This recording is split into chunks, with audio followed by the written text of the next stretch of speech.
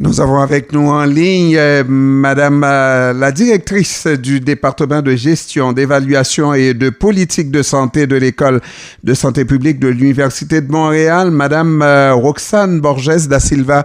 Bon après-midi, Madame da Silva. Oui, bonjour. Comment ça va, Madame da Silva? Ça va bien, merci. Et vous? Oui, ça va très bien, mais la COVID ne finit plus, Madame da Silva. On parle de la 6e vague et qui frappe très fort la région métropolitaine de Montréal. Oui, absolument. Malheureusement, en fait, on a vécu un relâchement des restrictions sanitaires qui s'est passé un peu rapidement selon les experts en santé publique dont je fais partie et qui a été en fait on a fait ce relâchement rapide en même temps qu'est arrivé le variant BA2 et on sait que le variant BA2 est très contagieux, 30% plus contagieux que son petit frère l'Omicron BA1 qu'on avait précédemment et donc on se retrouve à avoir une augmentation des cas qui est très forte on est en pleine 6e vague et j'imagine comme moi vous entendez partout autour de vous des gens qui disent qu'ils ont la COVID et donc il faut redoubler de prudence, bien porter le masque et surtout s'isoler à partir du moment où on a le moindre doute sur des symptômes. Oui, en fait, au moment où on se parle, l'exception, c'est ceux-là qui n'entendent pas parler de personnes atteintes de COVID. Tout le monde connaît quelqu'un qui connaît quelqu'un et c'est pour ça qu'on dit que c'est beaucoup, le BA2 est très contagieux, mais on dit aussi beaucoup moins virulent. Oui, alors en fait, c'est exact que le virus est beaucoup moins virulent et c'est particulièrement vrai pour les personnes qui ont reçu 2 ou 3 doses. La 3e dose fait réellement la différence et donc les personnes qui vont chercher leur 3e dose vont se protéger de développer des symptômes graves. Par contre, il faut faire très attention à notre entourage et particulièrement aux personnes qui ont plusieurs maladies chroniques, aux personnes immunosupprimées ou aux 60 ans et plus qui n'ont pas encore eu accès à la 4e dose. Parce que ces personnes-là sont très à risque de développer des symptômes graves, même avec le BA2, et de se retrouver hospitalisés. Et ainsi, on peut toujours, parce que lorsqu'on a déjà 3 doses et qu'on est atteint, on est touché par la COVID-19 et qu'on a des symptômes très graves qui peuvent nécessiter l'hospitalisation, est-ce que c'est pas à ce moment-là qu'on va remettre en question le vaccin, l'efficacité du vaccin comme tel?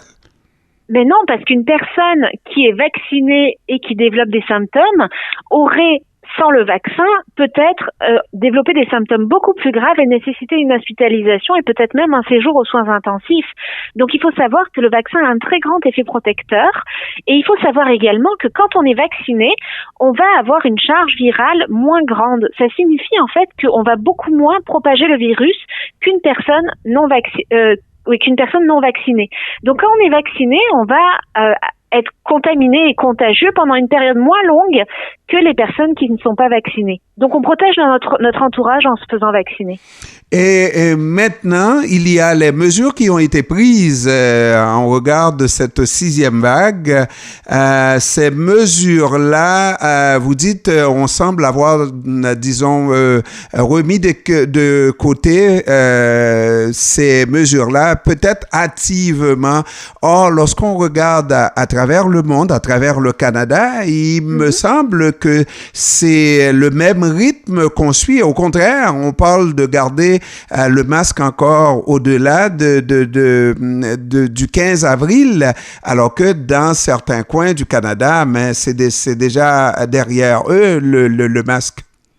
Vous avez raison, vous avez absolument raison, mais la différence entre nous et d'autres provinces ou même d'autres pays, c'est l'idée qu'on a un système de santé qui est très vulnérable malheureusement, et ça c'est le résultat de 20 ans, 30 ans de réformes qui ont mis à mal, si je peux dire, notre système de soins de santé. Et donc on se retrouve dans un contexte où si on a trop de travailleurs de la santé, en fait, si on a trop d'hospitalisations et également des travailleurs de la santé absents à cause de la Covid, on pourrait se retrouver dans une situation vulnérable où on aurait plus de difficultés à soigner les gens. Et en fait aussi, ce qu'il faut savoir, c'est que chaque fois qu'on augmente le nombre de patients Covid, on a plein d'autres patients qui ne sont pas Covid, qui sont en attente pour des chirurgies, des diagnostics, etc., et qui sont qu'on appelle délestés. Et ces patients-là, du coup, attendent des mois entiers pour obtenir leur chirurgie de la hanche ou leur chirurgie du genou. Et c'est pour ça qu'en fait, c'est important étant donné la vulnérabilité de notre système de santé, le nombre de patients qui sont déjà en attente pour des chirurgies qui ont été délestées, c'est pour ça que c'est important de garder le masque pour s'assurer de protéger le plus de personnes et éviter d'avoir trop d'hospitalisations dues à la Covid. Puis parallèlement, ce qu'on peut dire aussi, c'est que le masque est une pratique quand même bien ancrée dans les comportements, dans les normes sociales. Et porter le masque, c'est pas si contraignant pour la majorité des gens. Et par contre, c'est tellement efficace pour protéger, pour éviter la contamination et la circulation du virus. Donc dans le contexte, il vaut mieux attendre d'avoir une baisse des cas réels, donc être à la fin de la 6e vague, plutôt qu'enlever le masque au moment où on est justement en pleine progression du nombre de cas, pour protéger à la fois les patients, la population, mais également le système de soins de santé. Par contre, professeur, je me pose la question, est-ce qu'il n'y a pas une situation où les gens vaccinés de 3 doses peuvent avoir tendance à relâcher, étant donné qu'on a dit que la charge virale est beaucoup moindre pour le BA2, et lorsqu'on entend surtout un premier ministre nous dire j'ai eu la COVID après 3 doses, mais ce n'était que comme une grosse grippe. Est-ce qu'on ne peut pas avoir tendance à relâcher en se pensant vraiment protégé de 3 doses? Ben, il faut faire attention quand même parce que une chose qu'on oublie souvent, c'est que quand on attrape la Covid, on est à risque de développer des symptômes de Covid longue, qu'on soit vacciné ou non. Et les symptômes de Covid longue peuvent être à la fois neurologiques, c'est-à-dire des problèmes au niveau du goût, de l'odorat, etc. En tout cas, des problèmes aussi au niveau musculo-squelettique, des problèmes de fatigue qui perdurent, une toux qui perdure, un essoufflement qui perdure.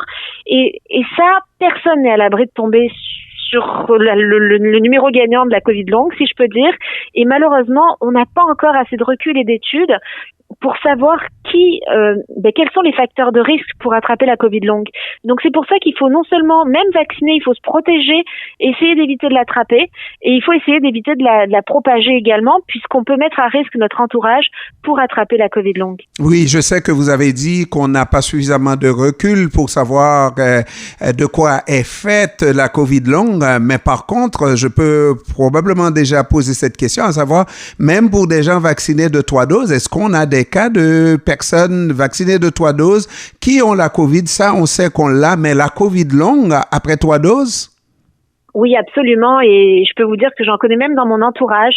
Donc, c'est vraiment pas un échantillon représentatif de la population, mais des personnes qui vaccinaient 3 doses 2 mois après avoir attrapé la Covid. Donc, ils ont attrapé la Covid en décembre, janvier, ont encore des symptômes qui perdurent, d'essoufflement, de fatigue et de toux aussi qui perdurent.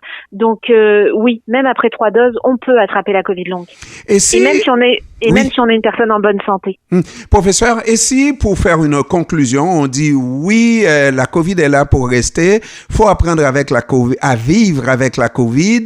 On n'a pas effectivement comme si c'était un élément tout à fait nouveau dans notre environnement, qu'il faudra donc reprendre toutes les mesures, fermer les bars, etc., etc., mais qu'il faut avoir des mesures vraiment concrètes et que nous développions, nous aussi, une attitude citoyenne pour nous protéger et protéger les nôtres. Absolument, et c'est maintenant à nous, à chaque individu, de faire la part des choses et de se dire j'ai un petit symptôme, je suis surpris, j'ai une petite fatigue aujourd'hui, un rhume, mal de gorge, je vais attendre 24 heures avant de sortir, puis je vais surtout pas me présenter dans un espace public clos comme un bar, une discothèque, un restaurant, un lieu de rassemblement, pour éviter justement de contaminer les gens autour de moi. Donc il faut à ce moment-là faire appel au grand sens civique, au sens altruiste de tout le monde pour contribuer au bien-être collectif et éviter de propager la COVID. Professeur Roxane Borges da Silva, directrice du département de gestion, d'évaluation et de politique de santé de l'école de santé publique de l'UDM. Je vous remercie d'avoir pris du temps de nous parler cet après-midi, professeur. Merci beaucoup, bon après-midi. Au revoir. Merci, au revoir.